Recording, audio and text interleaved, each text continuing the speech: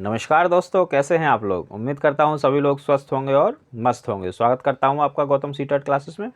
चलिए दोस्तों, आज की क्लास स्टार्ट करते हैं। आज हमारी सीडीपी की क्लास है, जिसमें क्वेश्चन नंबर 366 से लेकर 375 तक डिस्कस होंगे और ये 26 क्लास है सीडी की।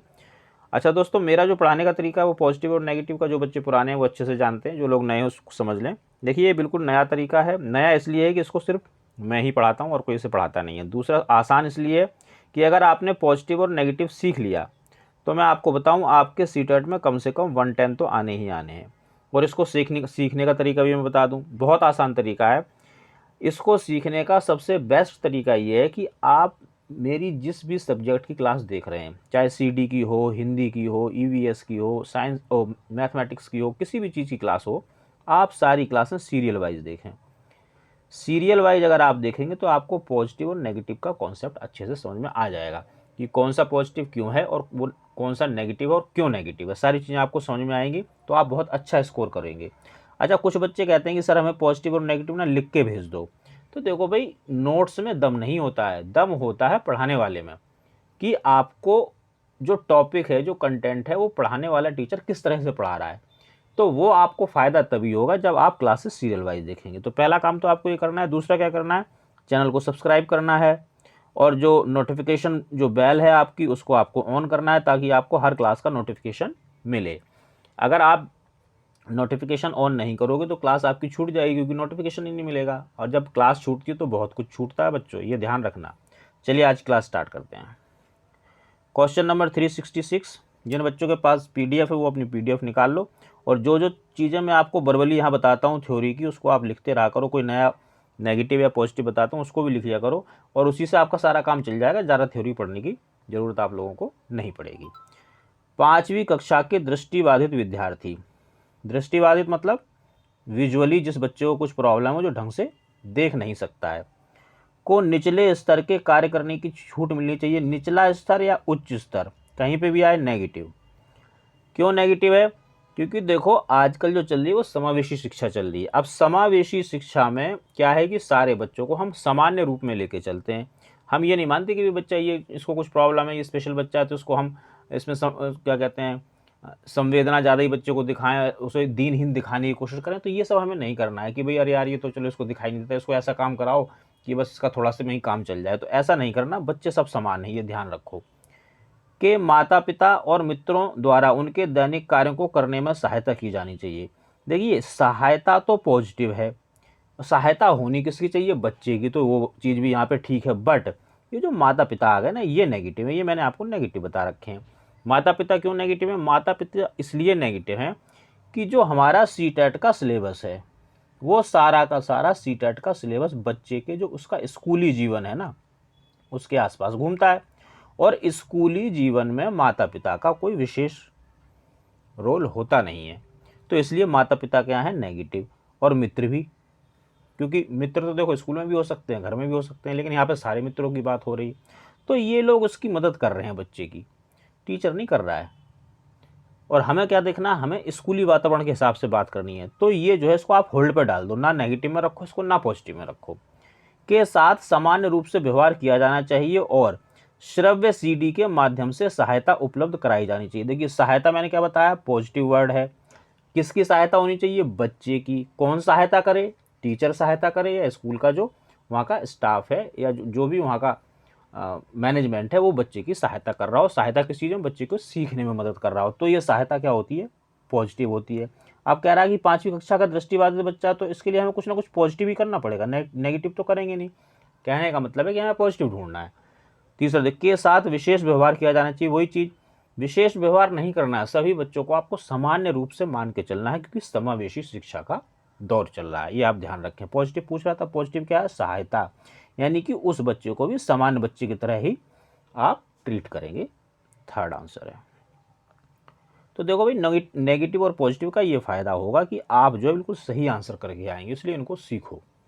प्राथमिक स्तर पर एक शिक्षक में निम्न में से किसे सबसे महत्वपूर्ण विशेषता मानना चाहिए? यानी कि जो अब यहाँ पे जो क्वेश्चन है वो टीचर के बारे में, तो उस हिसाब से सोचेंगे। पढ़ाने की उत्सुकता। देखिए, टीचर में तो पढ़ाने की उत्सुकता होनी चाहिए। टीचर का तो काम ही पढ़ाने का, उसमें उत्सुकता की कोई विशेष बात है नहीं। धैर्य व दृढ़ता, इसको थोड़ा होल्ड पर रखेंगे, अभी देखेंगे। शिक्षण पद्धतियों और विषयों के ज्ञान में दक्षता, ये भी होना चाहिए। अति मानक भाषा में पढ़ाने की क्षमता, मानक कहीं पे भी आए नेगेटिव कर देना, क्योंकि देखो अभी आपकी जो नई पॉलिसी आई है 2020, इसमें भी ये बात कही गई है, और इससे पहले जो चल रहा है आपका आरटी चल रहा है वो, और जो आपका क्या कहते हैं एनसीएफ 2005 आया था वो, इन सब में इस बात को कहा गया है कि बच्चों को उसकी मातृभाषा या वो जो उसकी स्थानीय भाषा है उस भाषा में बच्चों को पढ़ाओ, क्योंकि बच्चा इसमें ज़्यादा कंफर्टेबल फील करता है। तो पॉजिटिव चीज़ क्या है, वही चीज़ पॉजिटिव है जिसमें बच्चा कंफर्टेबल फील कर रहा है। तो मानक भाषा का मतलब है कि आप बिल्कुल उसको मानक भाषा, सारे नियम कानून कायदा व्याकरण सब कुछ उसको पढ़ाओ।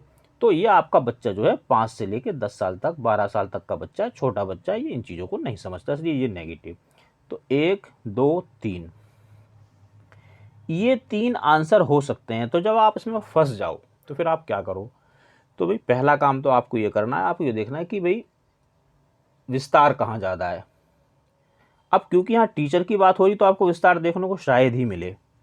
यहाँ पे जो उसका जो व्यवसायिक गुण है उसकी बारे में बात हो रही है। मैं आपको थोड़ा सा इसको डिटेल करके बताता हूँ। देखिए, धैर्य और दृढ़ता होना जरूरी है टीचर में, खासकर प्राइमरी में। क्यों? बच्चे आते हैं छोटे छोटे, 5 से 10 साल तक, 5 साल के ऐसे बच्चे भी आते हैं, वो कई बार मास्टर में ही घूसा मार देते हैं, रोने लगते हैं, टीचर का हाथ काट लेते हैं, शर्ट फाड़ देते हैं, जेब पकड़ के खींच देते हैं, रोते चिल्लाते रहते हैं जब उनकी मम्मी लेके आती है। तो इस माहौल में ऐसी सब चीज़ों को देखते हुए छोटा बच्चा, तो टीचर में पढ़ाने की तो उत्सुकता होनी चाहिए। शिक्षण पद्धतियों का तो उसे ज्ञान है ही, तभी तो वो टीचर बना है, इतना सारा कोर्स वगैरह करके आया। उसमें धैर्य होना चाहिए कि भाई इन छोटे बच्चों को पढ़ाना, और दृढ़ता ये होनी चाहिए कि हाँ मैं पढ़ा दूंगा। तो इसका आंसर होगा बी। अगला क्वेश्चन देखेंगे। वह अवस्था जब बच्चा तार्किक रूप से वस्तु व घटनाओं के विषय में चिंतन करने लगता है। ध्यान रखो, जब बच्चा चिंतन प्रारंभ कर दे, यानी कि सोचने लगे,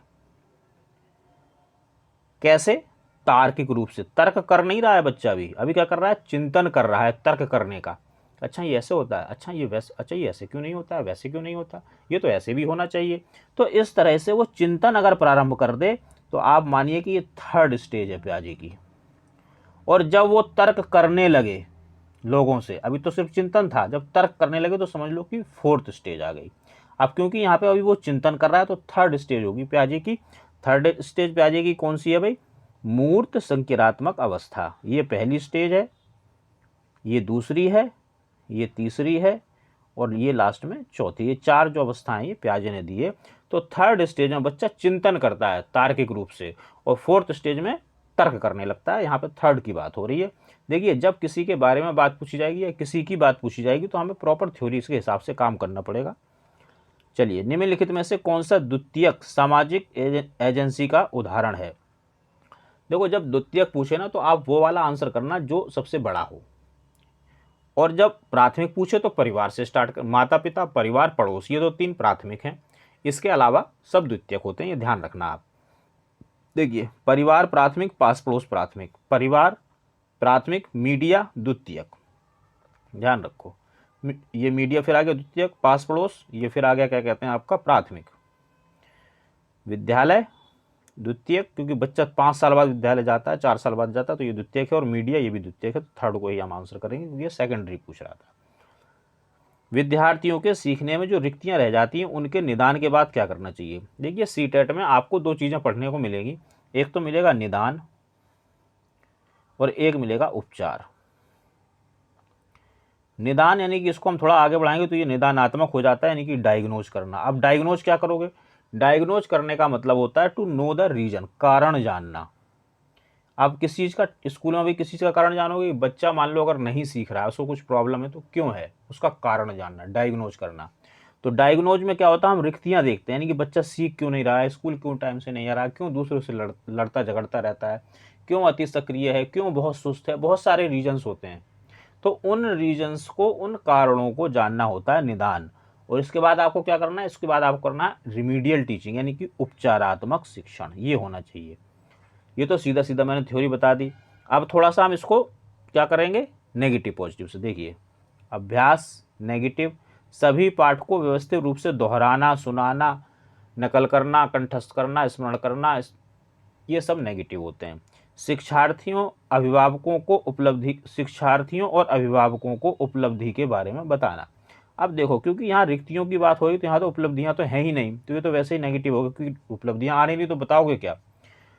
अब बचा उपचारात्मक कार्य कहीं पे भी आए पॉजिटिव करना, निदानात्मक कार्य कहीं पे भी आए पॉजिटिव करना, क्योंकि ये जब होता है तो इससे बच्चे का भला होता है, इसलिए ये पॉजिटिव होता है। तो देखिए नेगेटिव पॉजिटिव से कितनी जल्दी आंसर मिलेगा, एक बार करके दिखाता हूँ आपको। नेगेटिव नेगेटिव पॉजिटिव, ये ना तो नेगेटिव ना पॉजिटिव, होल्ड, तो आंसर क्या, पॉजिटिव। क्योंकि निदान यानी कि आपने जब कारण जान लिया तो इसके बाद जो भी करोगे आप पॉजिटिव चीज़ करोगे बच्चे के लिए। अगला क्वेश्चन देखेंगे। एक शिक्षक बच्चे द्वारा की गई छोटी छोटी गलतियों पर क्रोध प्रकट करता है, यह इंगित क्या करता है। देखो पहले तो ये चीज़ समझ लो कि जो बच्चे की गलतियां होती हैं ना, ये पॉजिटिव चीज़ होती हैं। अब कोई टीचर पॉजिटिव चीज़ पर बार बार क्रोध प्रकट कर रहा है तो क्या अच्छी बात है, ये गलत बात है। तो नेगेटिव चीज़ देखेंगे। वह बच्चों का शुभचिंतक है, बिल्कुल नहीं है, क्योंकि अगर शुभचिंतक होता तो फिर गुस्सा क्यों करता, उसमें ज्ञान की कमी है। भाई जब वो टीचर है तो ज्ञान तो उसमें है ही, ये बात भी गलत है। वह कुंठित है, वह संवेदनात्मक रूप से संतुलित नहीं है, यानी कि उसको इमोशनली कुछ प्रॉब्लम है, बहुत जल्दी वो हाइपर हो जाता है। कुंठित नहीं है, कुंठा नहीं है यहाँ पे, वो संतुलित नहीं है, डी आंसर। शिक्षार्थियों में व्यक्तिगत विभिन्नताओं को संबोधित करने के लिए एक विद्यालय किस प्रकार का सहयोग उपलब्ध करा सकता है। देखो बच्चों में इंडिविजुअल डिफरेंसेस होते हैं, उनके लिए सहयोग करवाना है, तो सहयोग करेंगे तो कैसे करेंगे, पॉजिटिव चीज़ से करेंगे। देखो एक चीज़ ध्यान रखो कि फर्स्ट पेपर में जो 90 मार्क्स का CDP का पोर्शन है उसमें सिर्फ या तो नेगेटिव पूछेगा या पॉजिटिव पूछेगा। ये चीज़ आपको पता नहीं थी, ये मैंने आपको बता दिया, आप इसको फॉलो करो और नेगेटिव पॉजिटिव की दबा के प्रैक्टिस करो। कैसे करोगे, आप PDF मुझसे ले सकते हो, जिसमें लगभग 3000 क्वेश्चन है नेगेटिव पॉजिटिव बेस्ड, और वो सारे वही क्वेश्चन है जो CTET में आते हैं या आए हैं। तो आप जब एक ही चीज़ की नेगेटिव और पॉजिटिव की 3000 बार प्रैक्टिस कर लोगे तो आप हो जाओगे एकदम परफेक्ट, और फिर CTET आपका कोई नहीं रोक सकता। चलिए क्वेश्चन देखते हैं। व्यक्तिगत विभिन्नताओं को संबोधित करने के लिए सहयोग उपलब्ध कराना, यानी कि पॉजिटिव चीज़। सभी शिक्षार्थियों के लिए समान स्तर की पाठ्यचर्या का अनुगमन करना। समान जो वर्ड है ये नेगेटिव वर्ड है, क्योंकि जब उसने खुद ही कह दिया कि बच्चों में व्यक्तिगत विभिन्नताएं होती हैं तो वो समान तो हो ही नहीं सकते। जब वो समान नहीं है तो उनके लिए समान पाठ्यचर्या क्यों है। और अनुगमन करना यानी कि फॉलो करना, ये भी नेगेटिव होता है। बाल केंद्रित पाठ्यचर्या का पालन करना और शिक्षार्थियों को सीखने के अनेक अवसर उपलब्ध करवाना। कहीं पे भी आए बाल केंद्रित या अवसर उपलब्ध करवाना, ये होते हैं पॉजिटिव, और ये हमेशा ही पॉजिटिव रहेंगे CDP के पोर्शन में, बट सिर्फ CTET में ये ध्यान रखना। मैं जो भी कुछ पढ़ाता हूँ CTET का ही पढ़ाता हूँ, मेरा जो सारा फोकस है वो CTET पे है, और इस चीज़ को सीख के समझ के आप सिर्फ CTET क्लियर कर सकते हो, और किसी की मैं गारंटी नहीं लेता। तीसरा देखिए, शिक्षार्थियों में व्यक्तिगत विभिन्नताओं को समाप्त करने के लिए हर संभव प्रयास करना, ये पॉसिबल ही नहीं है। देखिए जो जुड़वा बच्चे भी होते हैं ना, उनमें भी इंडिविजुअल डिफरेंसेस होते हैं, ये कभी ख़त्म नहीं हो सकते हैं, तो इसलिए ये आपका नेगेटिव। धीमी गति से सीखने वाले शिक्षार्थियों को विशेष विद्यालयों में भेजना, ये आपको नहीं करना है। समावेशी शिक्षा है, समावेशी शिक्षा के अंदर क्या होता है कि जो आपका नॉर्मल बच्चा है या जो आपका डिसेबल बच्चा है या स्पेशल बच्चा है, वो सारे बच्चे साथ साथ पढ़ेंगे, अलग विद्यालय की आवश्यकता नहीं है, तो ये भी गलत। आंसर क्या होगा, बी। पॉजिटिव पूछ रहा था, पॉजिटिव क्या मिला इसमें, बाल केंद्रित और अवसर उपलब्ध करवाना। देखिए आप लोग भी अपना स्कोर करना, आपके कितने ठीक होते हैं, और मुझे कमेंट में बताना जरूर। सतत और व्यापक मूल्यांकन किस पर बल देता है, अभी पॉजिटिव चीज़ पे बल देगा, नेगेटिव पे तो बल देगा नहीं। तो हम क्या ढूंढेंगे, हमें ढूंढना है पॉजिटिव वर्ड्स। देखिए बोर्ड परीक्षाओं की अनावश्यकता पर, बोर्ड चाहे ब्लैक बोर्ड हो, वाइट बोर्ड हो, ग्रीन बोर्ड हो या कोई शिक्षा बोर्ड हो, हमेशा नेगेटिव रहेगा। परीक्षा नेगेटिव। देखिए आपका बच्चा 5 से लेकर 10-12 साल तक का बच्चा, और ये बच्चा पेपर देने नहीं आ रहा है स्कूल, ये तो क्या है कि इसने 5 साल में जो अनुभव इकट्ठा किया है ना, उसको ठीक करने आ रहा है, करेक्ट करने आ रहा है आपके माध्यम से, और आप भी उस वही करें, पेपर नहीं। परीक्षा के नाम से बच्चा वैसे भी अनकंफर्टेबल फील करता है, और जो चीज़ बच्चा अनकंफर्टेबल फील करे समझ लो वो चीज़ कैसी है, नेगेटिव है। सीखने को सुनिश्चित करने के लिए व्यापक स्केल पर निरंतर परीक्षण, मैंने बताया परीक्षा या परीक्षण, नेगेटिव। सीखने को किस प्रकार अवलोकित, रिकॉर्ड और सुधारा जाए, इस पर। शिक्षण के साथ परीक्षाओं का सामंजस्य, परीक्षा नेगेटिव। ये जो गोले बनाता हूँ ये पॉजिटिव के होते हैं, तो ये पॉजिटिव और पॉजिटिव पूछ रहा था, आंसर हो गया थर्ड। अब देखो कितना आसान है नेगेटिव और पॉजिटिव से। नेगेटिव नेगेटिव, परीक्षण नेगेटिव, पॉजिटिव पॉजिटिव पॉजिटिव, परीक्षा नेगेटिव। आंसर ये क्यों? क्योंकि वो पॉजिटिव ही पूछ रहा था। तो ये पॉजिटिव और नेगेटिव का एक तरह से आकर्षण समझ लो आप, एक कलाकारी समझ लो, जो आपको तुरंत आंसर मिलेगा और बिल्कुल करेक्ट आंसर मिलेगा। अगला क्वेश्चन देखेंगे। विद्यालय आधारित आकलन, स्कूल बेस्ड असेसमेंट क्या करेगा? कोई पॉजिटिव चीज़ करेगा, नेगेटिव तो करेगा नहीं। तो क्या ढूंढेंगे? पॉजिटिव ढूंढेंगे। चलिए, शिक्षार्थियों और शिक्षकों को अगंभीर और लापरवाह बनाता है। लापरवाह वर्ड नेगेटिव है, कहीं पे भी आए नेगेटिव ही रहेगा। ये तो हो ही नहीं सकता क्योंकि पॉजिटिव पूछ रहा है। शिक्षा बोर्ड की जवाबदेही कम कर देता। मैंने बताया बोर्ड, चाहे शिक्षा बोर्ड हो, ब्लैक बोर्ड हो, व्हाइट बोर्ड हो, ग्रीन बोर्ड हो, कोई सा भी बोर्ड हो, नेगेटिव। सार्वभौमिक राष्ट्रीय मानकों की प्राप्ति में बाधा उत्पन्न करता है। मानक और बाधा दोनों ही वर्ड नेगेटिव हैं। देखो आप एक चीज़ समझ लो, ये जो सारे क्वेश्चन है ना, ये सब सीटेट के आए हुए क्वेश्चन हैं। आप सोच रहे हो सर तो अभी दोबारा तो आएंगे नहीं। हाँ, हो सकता ना आए, लेकिन शब्द तो यही आएंगे, शब्द कोई नया थोड़ी आ जाएगा। तो सारा जो जोर है मेरा वो शब्दों पे, आप शब्दों को पकड़ना सीख जाओ, पॉजिटिव और नेगेटिव को, फिर सीटेट कोई नहीं रोक सकता। परिचित वातावरण में अधिक सीखने में सभी शिक्षार्थियों की मदद करता है। मदद, मैंने बताया कि मदद पॉजिटिव वर्ड है। मदद या सहायता कब? जब बच्चे की हो। देखो बच्चे की हो रही है, क्या पूछा था? पॉजिटिव। पॉजिटिव मिल गया, आंसर कर दो। अब अगर आपने नेगेटिव और पॉजिटिव की प्रैक्टिस की हुई है, आप उसके अभ्यस्त हो गए हो, तो देखो कितनी जल्दी आंसर मिलेगा। जो 60 सेकंड का आंसर है ना, आप 6 सेकंड में करोगे। लापरवाह नेगेटिव, बोर्ड नेगेटिव, मानक नेगेटिव, मदद पॉजिटिव, बच्चे की है बिल्कुल पॉजिटिव। आंसर कर दो क्योंकि वो क्या पूछ रहा था? पॉजिटिव पूछ रहा था। अब इसको समझ लो, स्कूल बेस्ड आकलन का मतलब एक्चुअली क्या होता है कि स्कूल में उस तरह का वातावरण आप उत्पन्न करो जो बच्चा घर पे महसूस करता है, तो वो फेमिलियर हो जाएगा उसके, तो उसको सीखने में ज़्यादा मदद मिलेगी। ये स्कूल बेस्ड आकलन होता है। मैंने देखा कुछ तो टीचर पूरी 4 वीडियो इसी में बना देंगे, स्कूल बेस्ड आकलन। अरे बता दिया भाई, स्कूल बेस्ड आकलन का मतलब है ऐसा वातावरण तैयार करो कि बच्चा कंफर्टेबल फील करे। वो हो गई बात खत्म। Answer D. अगला क्वेश्चन देखेंगे। सीखने की तत्परता किस ओर संकेत करती है? अब ज़्यादातर बच्चे इसको फर्स्ट आंसर कर देते हैं। अरे भैया फर्स्ट आंसर नहीं, उसने ये थोड़ी पूछा सीखने की तत्परता का नियम किसने दिया? थॉर्नडाइक की तत्परता तब होता थॉर्नडाइक, वो सीखने की तत्परता होती क्या है? तो भाई सीखने की तत्परता ये होती है कि क्या बच्चा सीखने के लिए तैयार है। कैसे? संज्ञानात्मक रूप से, शारीरिक रूप से, संवेगात्मक रूप से, हर तरह से बच्चा सीखने के लिए तैयार होना चाहिए। ये सीखने की तत्परता होती है। तो देख लीजिए, सीखने के सात्यक में शिक्षार्थी का वर्तमान संज्ञानात्मक स्तर। अब वैसे भी जो ये वर्ड है ना संज्ञान, ये है पॉजिटिव। अगर लिखा हो सिर्फ ज्ञान तो नेगेटिव। अगर लिखा है संज्ञान या अभिसंज्ञान, ये भी लिख लिया करो। देखो जो वर्ड मैं अलग से बताता हूँ उनको लिख लिया करो, तो ये पॉजिटिव हो जाएगा। तो बस जब कोई चीज़ पूछी जाए डायरेक्ट, तो उसका आंसर भी हमें डायरेक्ट ही देना पड़ेगा। ज़्यादा नेगेटिव पॉजिटिव की तरफ मत जाओ। और बाकी मैं इसको नेगेटिव पॉजिटिव से भी आपको थोड़ा सा बता देता हूँ। थॉर्नडाइक का तत्परता नियम, नियम नेगेटिव। शिक्षार्थियों का सामान्य योग्यता स्तर, ना नेगेटिव है इसमें कुछ, ना पॉजिटिव है, तो इसको क्या कर देंगे? होल्ड कर देंगे।